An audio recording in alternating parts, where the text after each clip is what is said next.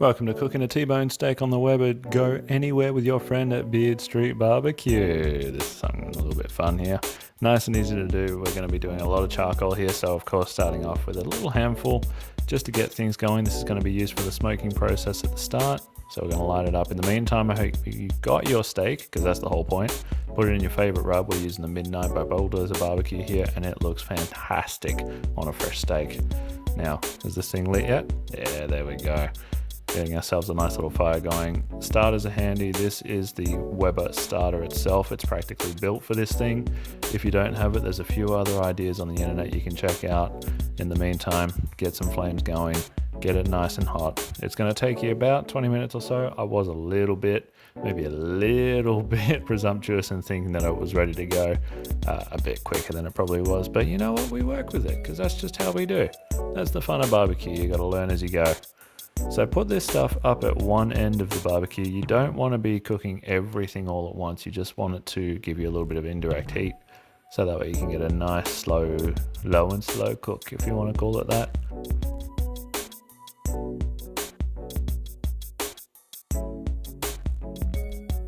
Alrighty, after we've sat the lid on for a little bit, let it warm up.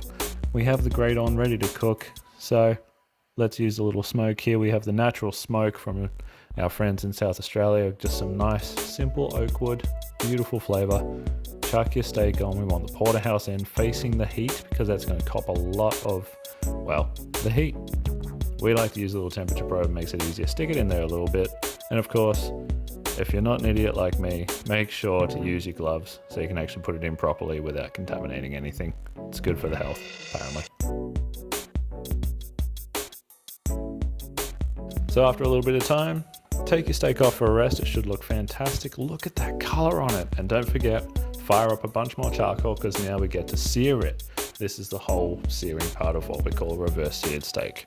So you want to take your grates off, of course, so that way you can pour the rest of your charcoal in after it's gotten nice and hot. And this time it is properly hot. We did it properly this time. You got to learn from your mistakes, I suppose.